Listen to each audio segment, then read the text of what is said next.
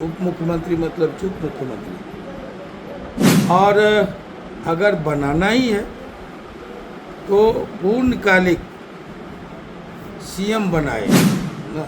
इससे जो आप वोट मांगे थे जिस आधार पर 2025 से 30 फिर से नीतीश, जन भावनाओं का कद्र होगा।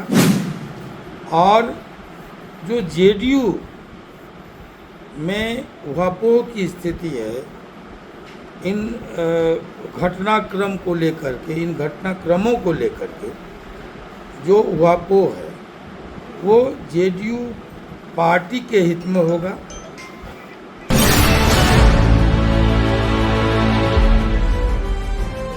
बिहार के सियासत में आने वाले दिनों में बड़ा सियासी उलटफेर होने जा रहा है। आनंद मोहन ने इसका इशारा भी कर दिया है। जी हां, देखिए, आनंद मोहन ने साफ साफ चेतावनी दे दी है। नीतीश कुमार को दिल्ली भेजने वालों को आनंद मोहन ने चेताया है और आने वाले समय में बिहार की सियासत किस तरीके से बदलने वाली है इस ओर भी इशारा कर दिया है। आपको बता दें कि नीतीश कुमार अब जल्द ही सीएम पद से इस्तीफा देने वाले हैं।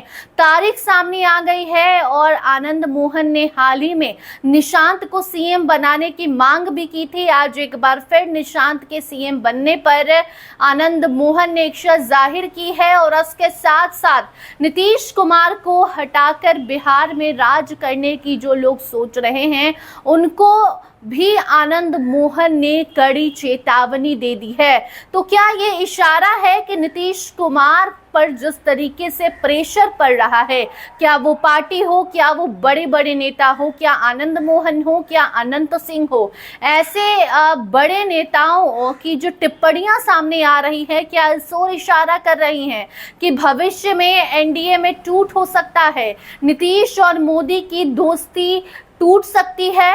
क्या नीतीश कुमार अपनी जो आगे की रणनीति है वो किसी और पार्टी के साथ या फिर यूं कहें महागठबंधन के साथ मिलकर बना सकते हैं?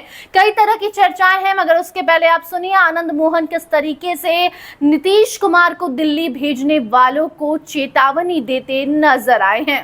जो बिहार की वस्तु स्थिति है और मेरे जेहन में जो बातें आई वो मैं आज से 10-12 दिन पहले बोल चुका हूँ। अब इसको पूरे देने की ज़रूरत नहीं थी।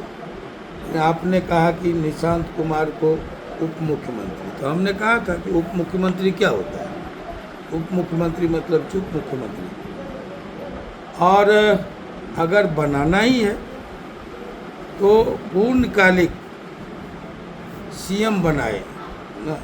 इससे जो आप वोट मांगे थे जिस आधार पर 2025 से 30 फिर से नीतीश, जन भावनाओं का कद्र होगा।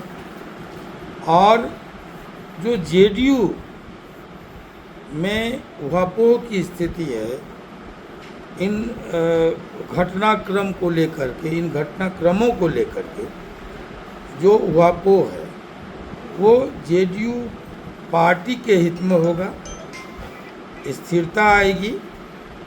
लोग बाग देखने लगे हैं कि नीतीश जी जाएंगे तो अब हमको वैकल्पिक दल कौन सा तलाशना है। जो सच है हम बोल गए, वैकल्पिक दल कौन सा तलाशना है। बड़ी निराशा है अति पिछड़ों में भयाक्रांत है ये जो दलित वोटर हैं। और उसी के साथ साथ ये है मिश्रित असंतोष है अल्पसंख्यकों में। नीतीश कुमार के जाने का एक सदमा लोगों में है। हम इससे असहमत थे, हैं और रहेंगे।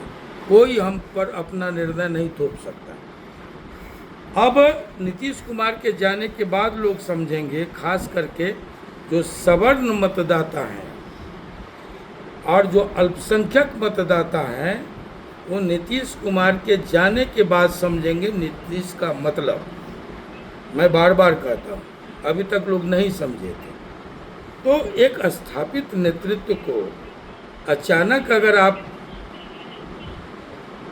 वो हटाते हैं, पदमुक्त करते हैं, तो प्रश्न तो खड़ा होगा।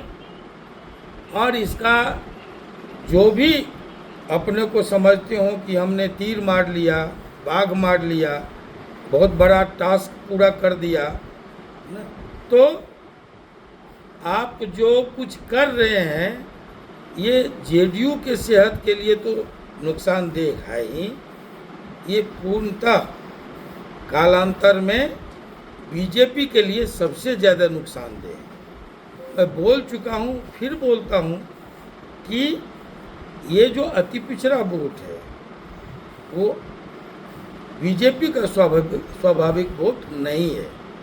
ये through Nitish Kumar ji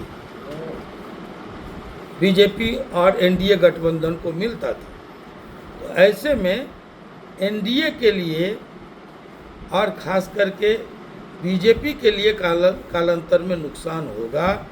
BJP leadership को ठंडे मन से इन तमाम बातों पर गंभीरता से विचार करना चाहिए और आगे की स्ट्रेटजी बनानी चाहिए।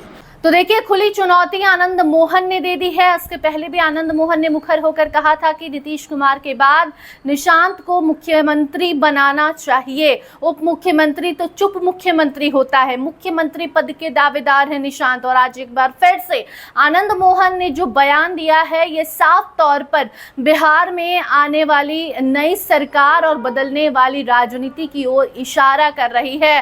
साथ साथ ये चुनौती ये भी बता रही है कि जिस तरीके से जदयू नाराज है, निराश है, ऐसा भी हो सकता है कि जदयू और बीजेपी का रास्ता अलग अलग भविष्य में हो जाए, क्योंकि नीतीश कुमार पर जिस तरीके का प्रेशर पड़ना शुरू हो गया है, ऐसे में नीतीश अपना फैसला कभी भी बदल सकते हैं और कभी भी किसी पुराने सहयोगी को अपने साथ लाकर बिहार में एक नई राजनीति की शुरुआत कर सकते हैं। फिलहाल इस खबर पर आप अपनी राय कमेंट सेक्शन में जरूर बताएं। देखते रहिए स्टार टीवी बिहार। धन्यवाद।